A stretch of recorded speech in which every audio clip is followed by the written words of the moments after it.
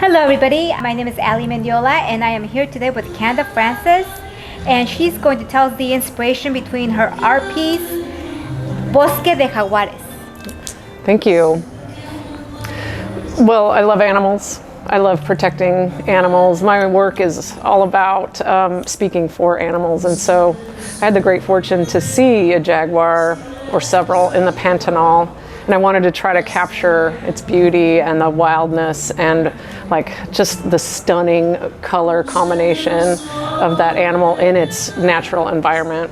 So with this canvas, I wanted to create like that beauty. There isn't really the concern that I often put in my work about degradation of our environment. It's more of a celebration, I would say. Well, I love it. The colors are beautiful. Thank you. So you mentioned that you love animals, and your art reflects it. Has that always been the inspiration for all your art? Honestly, I think I've done art of animals all my life, yes. But more recently, I've found a way to give back. I'm part of organizations like Helping Rhinos and Global Conservation Force, trying to speak up and find a way to create revenue through donations and sales, and even locally try to create some conversations, like with an organization called SoCal Parrots, Lions, Tigers, and Bears. I don't know if you've heard of them. They're all, people doing the right thing on behalf of the animals that I adore. When I look at your painting, I see an artist that's very experienced. So were you born into art? Did you just develop the passion as you were growing up, or how did you get into becoming an artist? Well, that's nice of you to say. Thanks. I started drawing when I was very young and photographing, and took some high school art class. Kind of started the trajectory of study. I have a master's in studying art and animals. I have an associate's in zoology, so I wanted to find out more about the animals that I wanted to include. More recently, I guess the last 10 years, I've started to really get into the stencils of the piece, and that layering that's happening. This one isn't so much a graffiti style, but I do have several that have that element in it.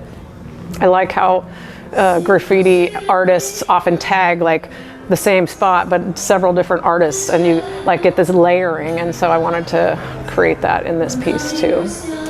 When you were told to contribute a piece with the ecology theme, did you have any specific emotions? What were your emotions going through? Okay, I'm doing a piece for ecology. You're okay, I'm passionate about this. This is what I want to do. What was your emotions? Yeah, I did want to tune in with animals that would relate to people that would be seeing these pieces. I knew they were going to be showing in Mexico. I did create another piece that's all about the monarchs, which go winter in Mexico, and it's so important, and so I wanted to I didn't want to talk about an animal like an African animal or something for the audience, and I was so excited to be included in this exhibition. And so I've the jaguar is this mystical, maybe never seen unless you really travel far, in South America or Central America. But I was just glad to show these creatures and give them a little spotlight. Thank you. Thank you. Can you just tell us briefly what material you used to finish your painting? Yeah, there's acrylic washes at the very base, and splatters and things like that. And then the stencil is cut out of 4 layers of the black is one color, the gold is another color, and then after spray painting those, then adding the flowered elements with paint pens and paint, and then using paint pens for some of the little details. So that's it's a multimedia piece. Thank you. Thank you. Beautiful. Thank you. Thank you for sharing your art. Thank you.